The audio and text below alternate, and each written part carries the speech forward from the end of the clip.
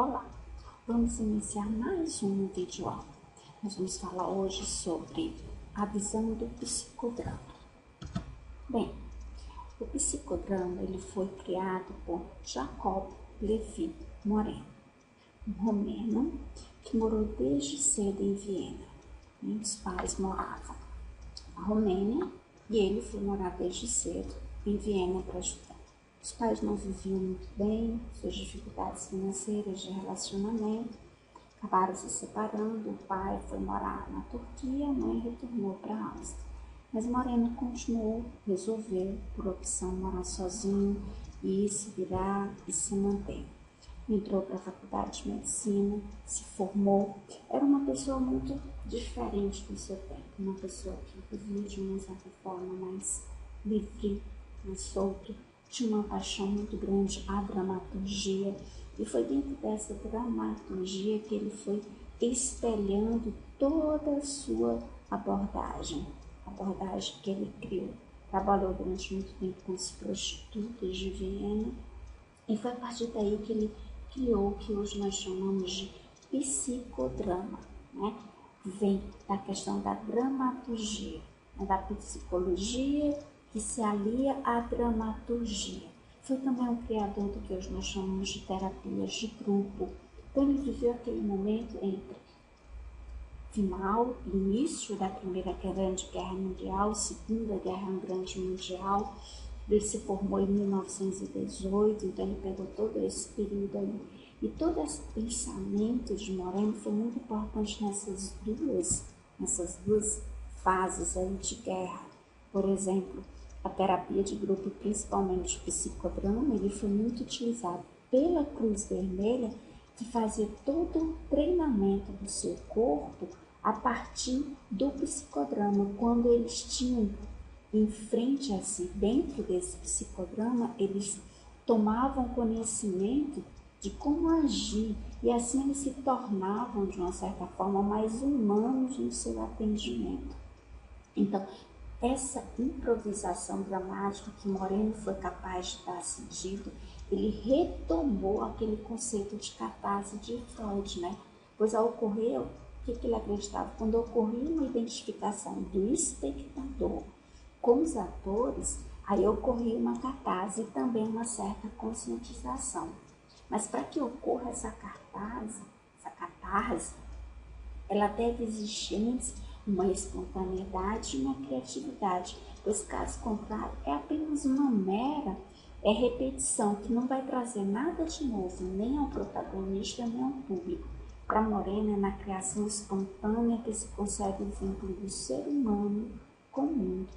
Então aí ele entra um pouco no que ele pensa no homem, né? Então para Moreno o homem é um ser relacional, que ao nascer ele traz como características principais 3 pontos, ou melhor, ele nasce com 3 características: a espontaneidade, a criatividade e a sensibilidade.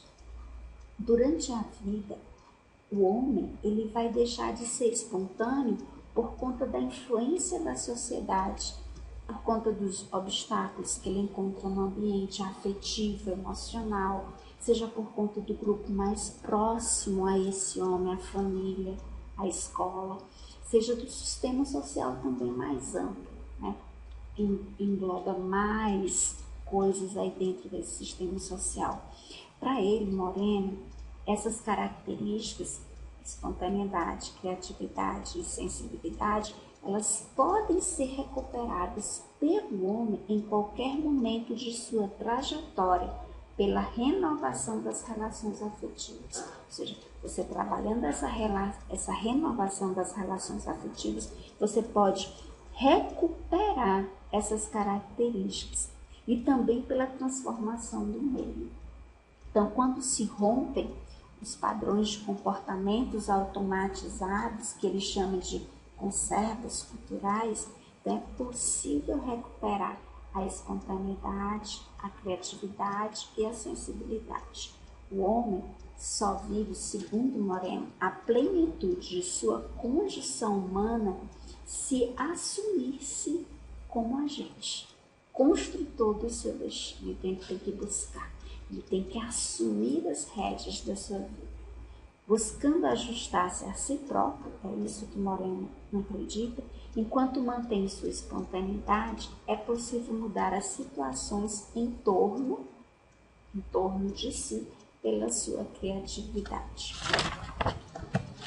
Então, a visão do psicodrama para Moreno, ele denominou de matriz de identidade aquele local, né? Aquela placenta social. Se você pensar em placenta, é aquele local onde o bebê ele é gestado, ele se desenvolve. Então, a matriz de identidade é o locus em que o sujeito se desenvolve. É aquele lugar onde ele vai assumindo papéis, e alguns desses papéis podem ser desempenhados durante toda a sua vida.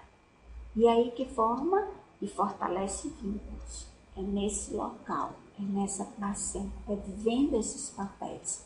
Então, nem sempre essas relações iniciais que ocorrem, elas são travadas na família. Pois outras pessoas, elas podem desempenhar as funções materna e paterna. Nem sempre a função materna e paterna, ela pode ou ela é, né, feita por realmente o pai ou a mãe ou por alguém da família. Muitas vezes por uma pessoa que está fora desse ambiente. Então, para Moreno, a matriz de identidade é um lugar pré-existente ao nascimento do sujeito. Antes do sujeito nascer, essa matriz de identidade já existe, que é modificada. Essa matriz de identidade, ela é modificada por esse nascimento. E é o ponto de partida para o seu processo de definição como indivíduo. Ela, a matriz de identidade, fornece o padrão, a referência para a construção do sujeito. É nesse lugar que o bebê vai incorporando em si as características grupais, até que assimile as características, regras da sociedade em geral. Em outras palavras, a matriz de identidade ela é responsável pela transmissão da cultura e pelo posterior engajamento desse ser na sociedade. E aí, Moreno, ele pensa que essa criança, ao desenvolver, ela vai passar por algumas etapas nessa matriz de identidade, que é o local onde ela se desenvolve. E aí ele coloca 3 fases, né? A primeira fase do eu, a segunda fase do eu-tu e a terceira fase do eu-tu ou reconhecimento do tu. Então vamos começar com a primeira fase, que é o eu ou indiferenciação. Então nessa primeira fase, Moreno coloca que essa fase corresponde à etapa em que a criança não faz diferenciação entre ela e o mundo ao seu redor. A criança, a mãe e o mundo formam uma coisa só. Ela não diferencia objetos de pessoas, fantasia da realidade, o tu, do eu. O tempo, para essa criança nessa fase, é o aqui, o agora. Então, inicialmente, as pessoas da placenta social, ou seja, aquelas pessoas que estão ao redor, o locus daquela criança, né, elas terão um papel fundamental para esse bebê, para essa criança. O papel de ser egos auxiliares, ou seja, aqueles que vão decodificar as necessidades fisiológicas, biológicas e psicológicas daquela criança. Então aqui a gente tem que ressaltar que a necessidade dos primeiros cuidados, já que a criança ela depende do outro. A criança inicialmente ela depende do outro para comer, para vestir, para se limpar, né? Então a criança depende do outro para a sua sobrevivência e, portanto, de que essa relação ela tem que ser adequada.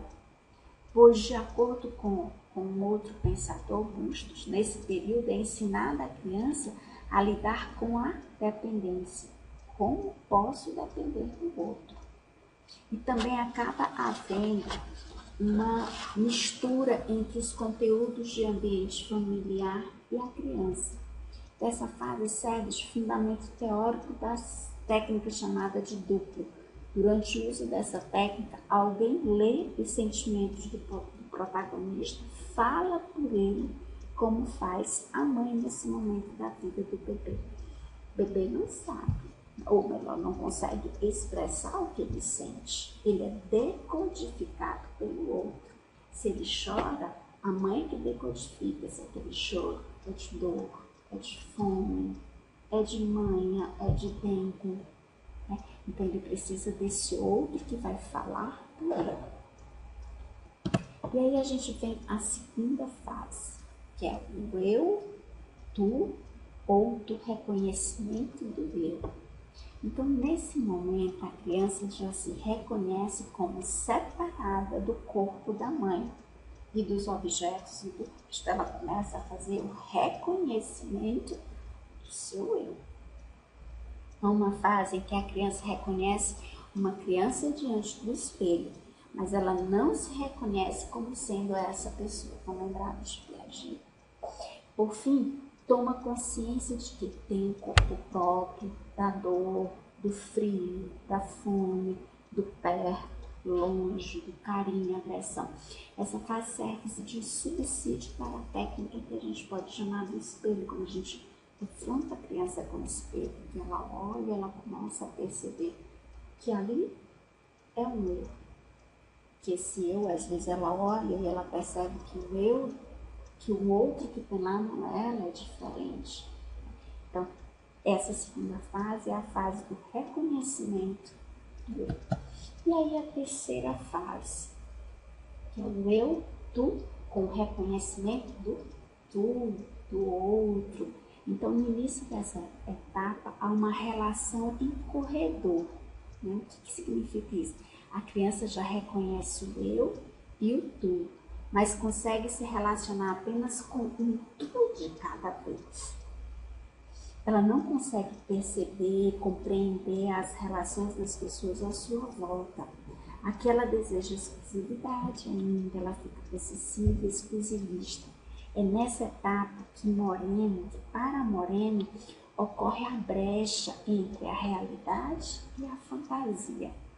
A seguir, a criança começa a tomada do papel do outro, brincar como se fosse o fulano, a boneca, o pai, a professora. Então, nessa fase ainda não há total inversão de papel, né? Não existe a inversão do papel, ou seja, mas uma pré-inversão. Eu ainda não consigo ser o outro, pensar no outro como se fosse o outro, mas eu já percebo que existe um tu. Eu não consigo me colocar no lugar daquele tu, mas eu já percebo que existe um tu. Após esse momento, a relação da criança passa de bipessoal para triádica, ou seja, até aquele momento ela só conseguia perceber um eu e um tu. Né? Um eu e um tu de cada vez. Mas depois ela vai ampliando. E aí ela já começa a perceber, sai dessa relação bipessoal para uma triádica. Ou seja, uma triangulação. A criança percebe que os outros se relacionam entre si independentemente dela. O papai e a mamãe se relacionam independente da minha pessoa. Então, esse momento pode ser complicado para algumas crianças e é possível uma crise, pois ela percebe que seu tu não é exclusivamente seu, a sua mãe não é exclusivamente dela. Ou que o seu pai não é exclusivamente dela. Né? Ou seja, aquele locus, aquela placenta, aquela pessoa que para ela exerce a função materna ou paterna, não é exclusividade sua. E isso pode durar até ela poder perceber que pode ficar sozinha e bem, ou até pode estabelecer outras relações com aquele ambiente, com aquelas pessoas.